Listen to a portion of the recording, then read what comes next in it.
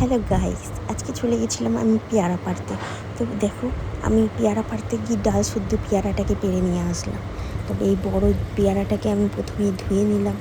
আজকে দেখাবো পেয়ারার ভেতরে মশলা দিয়ে কিভাবে আমি খাই আমার টেকনিকে।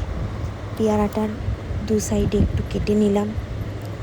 কেটে নেওয়ার পর পেয়ারাটার ওপরে গোল করে ছিদ্র করে ভালো করে পেয়ারার ভেতর থেকে একটুখানি মশলাটা মানে দানাটা বার করে নিলাম।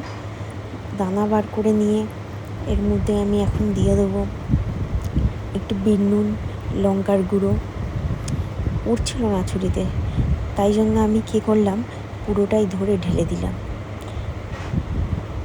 এবার ঢেলে দেওয়ার পর এর মধ্যে ভালো করে একটুখানি ছুরিটাকে দিয়ে ভালো করে মিক্স করে নিলাম।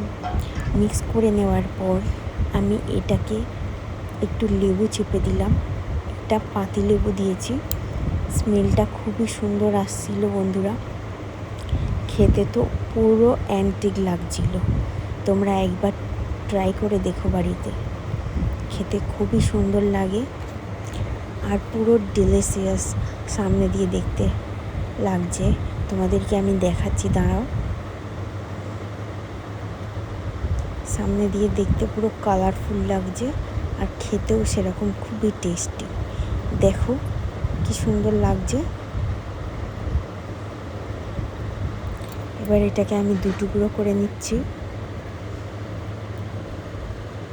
দু টুকরো করে নিয়ে তোমাদেরকে দেখাচ্ছি। দেখো কত সুন্দর লাগছে। ওফ, কালারফুল, ইয়াম্মি।